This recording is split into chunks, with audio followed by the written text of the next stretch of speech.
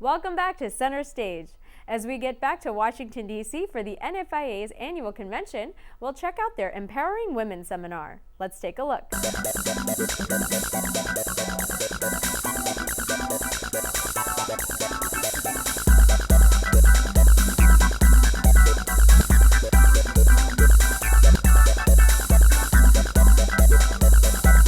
They started off with a traditional lighting ceremony, followed by a speech by Ambassador Islam Siddiqui.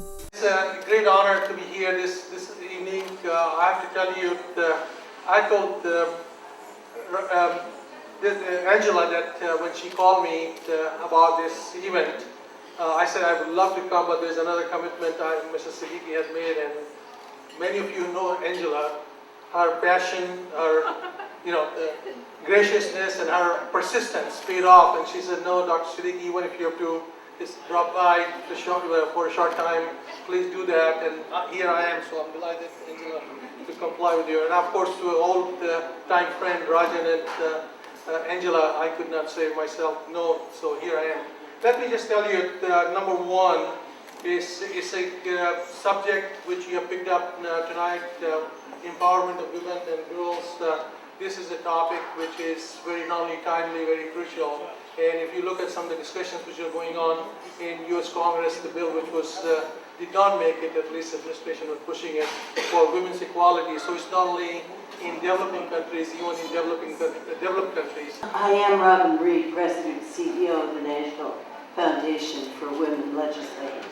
It's the oldest and largest organization of elected women in the world. And in fact, we have all levels of governance. We have city council, county commissioners, governors, state legislators, statewide people. We have cabinet members. We have members of Congress, and we have senators. I think we're the only organization that can claim Hillary Clinton and Sarah Palin in the same organization, as well as the mayor of Galveston, when the tornado, the hurricane hit there. And we arrived there 4 days before FEMA. It was really, really kind of interesting because our small little legislature received all the 68 18-wheelers that three ladies put together to save Galveston as they were going into Houston. When FEMA came in, they said, I'm in charge. She said, I beg your pardon. You can unload that box over there, but we're in charge here, not you, FEMA. We're in charge. 3 women put together that, just phone calls, and we made that work. We have heard so many inspiring lectures and so many ideas and so much statistics. I'm going to talk about actually something completely different. I'm going to talk about a very small effort that my wife and I are doing. We put aside a part of our salary every year and we donate it to a village in India, and we have run a college for girls. And this has been such a satisfying and good experience. I would like to tell you a little bit about that. My day job, of course, as you heard, is I'm a professor at George Mason University. I work on the problems of global warming and prediction of Indian monsoon. But thanks God, I'm not going to talk to you about that. I'm actually going to honor one woman. There was an occasion here today to honor a woman, and I think I'm going to honor my mother. My mother was an illiterate woman from the village, of course, and she is responsible for pretty much everything that I'm doing today, but especially she is the one who told me, because I have been in the United States for 40 years as a student at MIT and again here at Maryland, but I go to my village every year, and she is the first one who told me, what have you done for the village? You just keep coming and going. And it turns out that the girls in my village had no ability to go after high school. And so therefore we have started a college in the village. There are about 500 girls now. I think it's doing very well. There are a lot of stories I can tell you. The challenges, the bureaucratic, I have named it Gandhi College, by the way, for a very simple reason. The amount of cheating and the amount of dishonesty and the amount of, in many of the colleges from the part I come, is so much that we had to do an experiment. So it is mostly an experiment. It's more than anything else. But I think it is doing very well. It's such an amazing pleasure to go back to the village and see these girls talking about dowry system, talking about all the problems in the village, which they never had a chance. So as someone said, if you educate a man, you educate a person. If you educate a girl, you educate a family. You are just educating a whole family. We caught up with successful women leaders at the seminar who encouraged young girls and women to always reach for the stars. We'll also hear once again from NFIA President Mr. Lal Motwani. Tonight was a really wonderful opportunity for us to be able to talk a little bit and share with the NFIA gathering about some of the initiatives that we have going on at the State Department on women's empowerment, not only around the world, but specifically with a focus on India. One of the most important of these that I was able to share with people tonight is the Women's Empowerment Dialogue, where we have a frank exchange of best practices and knowledge and experience in both countries on issues of women's political participation, on education, on economic opportunity. So we talked about things like that tonight. And finally, any message for the Indian American young women on this issue? Sure, take advantage of all the opportunities before you, study hard, have fun, set your ambitions high, and you can achieve anything you want in life.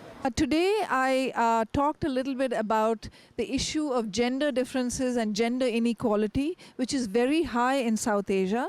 It's measured by a number of indicators including nutrition, education, labor force participation, and parliamentary representation.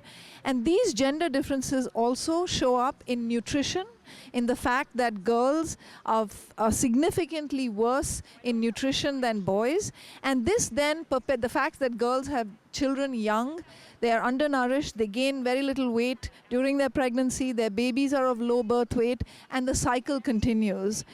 I made the point in my presentation that to break this cycle, you not only need to educate girls on the benefits of sanitation and good hygiene and good nutrition, but also boys and men, because often in the household, it is the men that make the decisions, and they need to understand what are the consequences of having poor nutrition for the mother, which then ends up turning into an underweight child, whose learning abilities, whose cognitive abilities are impaired, and therefore the child's productivity and earning capacity in its lifetime is also impaired. I'm the organizer for Empowering Women Seminar, and we wanted to repeat the one that we did last year with speakers from State Department, White House, as well as from the nonprofit sector.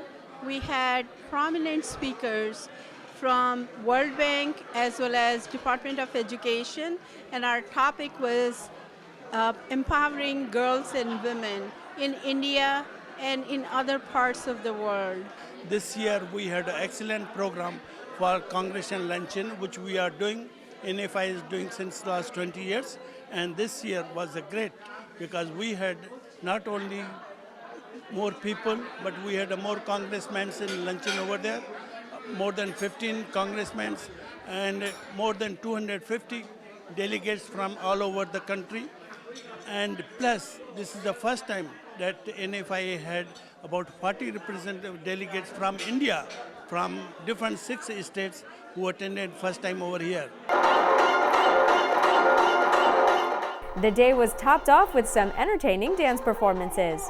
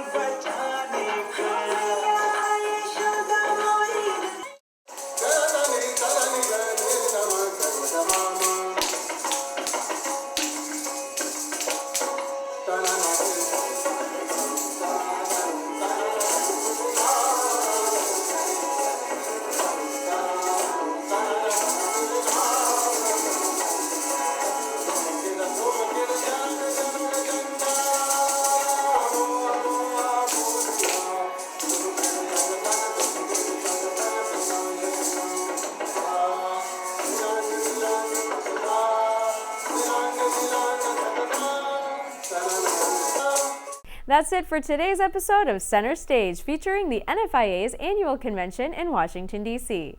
Make sure to keep your feedback coming by emailing us at cs@globosatent.com, and definitely make sure to check us out on the web at gen-i.us.com. Until next time, I'm your host, Juhi Desai.